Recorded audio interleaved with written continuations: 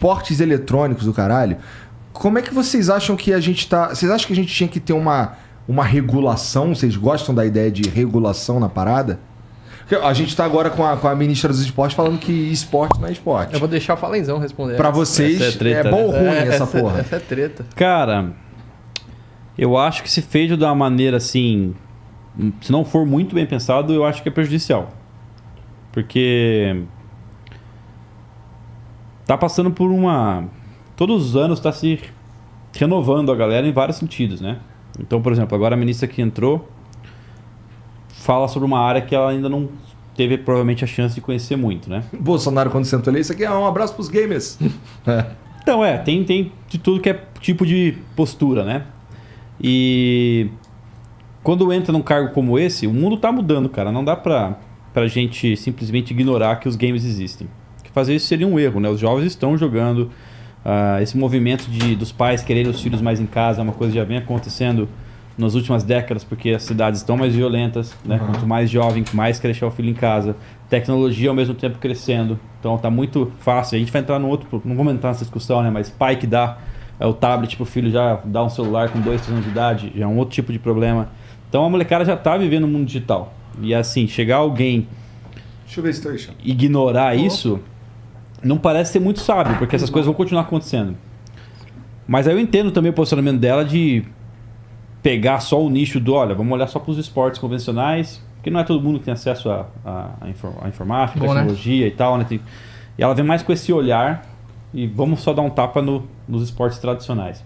Só que está na contramão de um processo evolutivo que está acontecendo no mundo inteiro, que é essa transformação tecnológica. Está acontecendo, não tem como negar. Então... Se ela só chega sem conhecer, sem falar com os agentes assim que realmente estão fazendo isso acontecer no país, só sai fazendo regulações, eu acho que seria prejudicial. Então eu acho que o correto seria realmente na base da conversa, entender quem são os grandes players aí. Estou falando players de jogador não, estou falando de business mesmo, né? Quem está fazendo os campeonatos, quem está orquestrando os times. Será que a gente precisa de ligas reguladas ou não?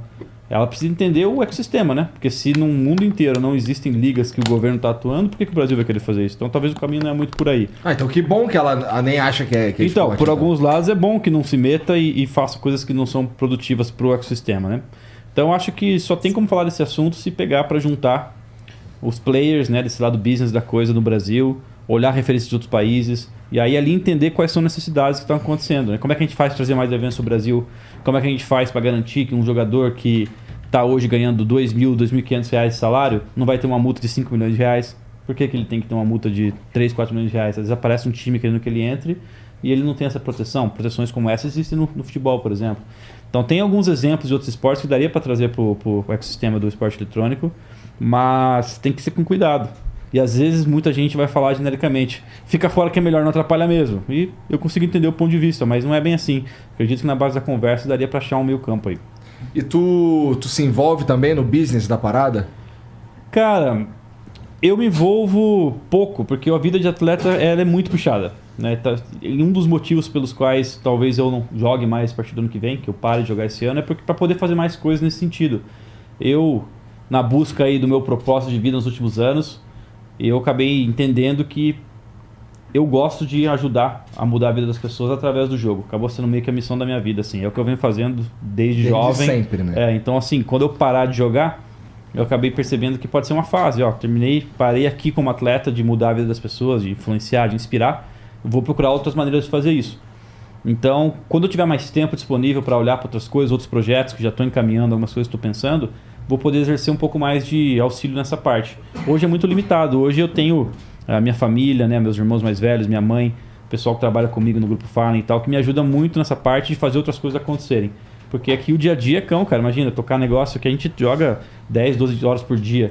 Então seria overkill, assim, seria tentar fazer mais do que consegue fazer. Tu meio que quem lida com o business e com o nome, com a marca Fallen, é a galera que tá em volta de você, então.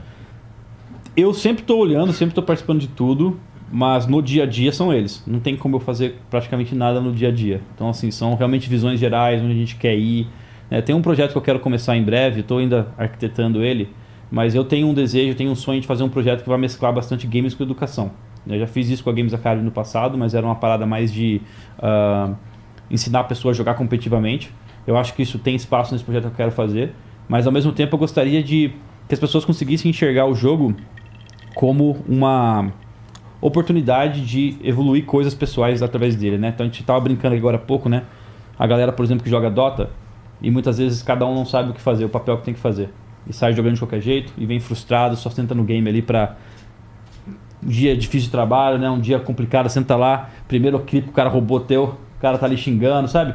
Eu queria, vendo que o mundo é cada vez mais tecnológico, vendo que os jovens estão cada vez mais cedo no game, eu queria criar algum lugar onde as pessoas jogassem com mais propósito, sabe? Jogar assim, olhando mais para essas coisas, entendendo melhor o papel que elas podem ter, que elas podem evoluir, respeitar os usos dentro do game, para ter uma experiência melhor também. Eu acho que isso não tem ainda. Porque o que tem hoje em dia é muito esse formato de ranqueada, né? Você entra lá pra jogar, igual você falou, eu não consigo sair do Arauto, eu não consigo melhorar, porque o único foco... mano. O único... Não, eu tô tirando, pô. Você entra no jogo só com esse propósito. Eu vou entrar pra jogar torcendo pra subir meus pontos. Mas isso é muito pouco, cara. O jogo, ele traz uma oportunidade de você fazer muito mais, cara.